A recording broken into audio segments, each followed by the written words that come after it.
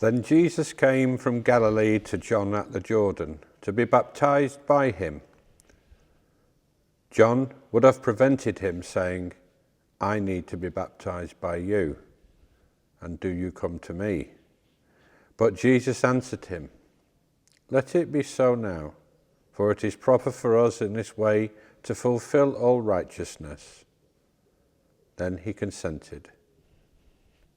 And when Jesus had been baptized, just as he came up from the water, suddenly the heavens were opened to him, and he saw the Spirit of God descending like a dove and alighting on him.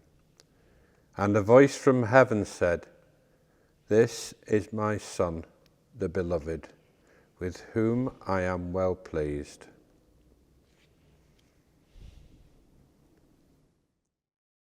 I think this is a magnificent scene. Can you imagine being there? It must have been absolutely magnificent. I mean, it's hard for me to even imagine just reading it. And imagine what people must have thought when they saw it. Incredible, quite incredible. Well, it is huge. I mean, it's even as I'm reading it, trying to imagine a light coming down and a voice booming through the air. It's a lot to. Yeah, I imagine if you were there, it's a different story. But there's a lot on the page there. I mean, it says like a dove, but that could be a metaphor. Oh yeah, so that could be a metaphor. A ball of light. I'm trying to imagine. Could be anything. What it could be, and also the voice. It's like, would it be like a voiceover in a film, or is it that everyone in their own hearts and minds just felt this was? It's like a feeling, perhaps. Hard to know. I did wonder that if you were there, what you would be filled with. Would it be fear of, oh my God, there's a voice, or would you be, oh no, this is good? I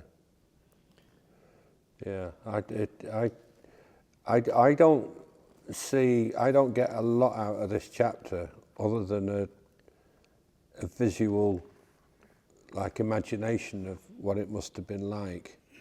I mean, there's a little bit there about he wanted to be baptized by Jesus first, but Jesus insisted on Jesus being baptized before him, which is interesting. I'm not quite sure if there's anything in that or not.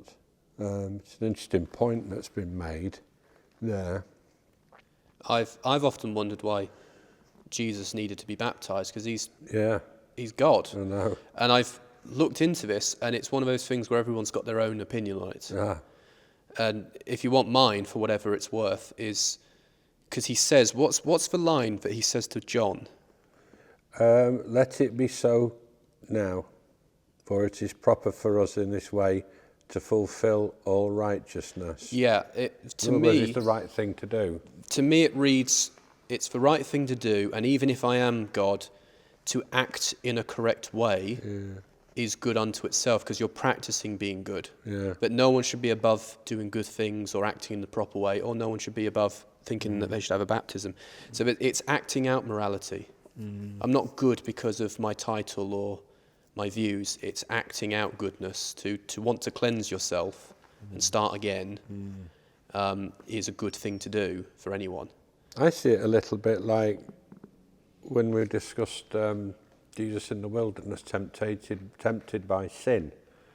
And one of the things I thought about that was that Jesus is God. How can he be tempted by sin? It's impossible. But it's the human side of Jesus that's tempted by sin. And in this case, it's the human side of Jesus that's being baptized. I mean, we're only guessing at it because we can't second guess God. Of course, We can't possibly get anywhere near the reasons for some of this. We've just got to have faith in that it's right. But if I would have thought about it, why would Jesus be baptized? I would have thought the human side of him would be needed to be baptized. And it could also just be him leading from the front of setting showing how it's done. saying this is what we should do. Well, if I'm asking other people to do it, I should do it myself. Yeah, showing, yeah. So I know what you mean. It's an incredible scene, but what we're supposed to take from it, I think, is open to massive interpretation. Yeah. But to me, it's saying, what's the old saying? Faith without acts is worthless type thing. It's like you've got to act these things out. It certainly wouldn't make everybody want to be baptised. There's no oh my God! Could you imagine? They'd all be running to the water. Yeah. But all running away with the voice. You never know. But yes, it's all this, and it's also a preparation. He's doing all these things to be ready to be a leader. And so again, washing everything away, starting again, and the cleansing of the water. And it's interesting what they say there about that John would have said this. It's not John actually did say it, which to me implies, you've mentioned John's humility before, that it was so well known that he was a humble person that he would have said that, which shows to me that John had a reputation and he was probably the right person for Christ to come to.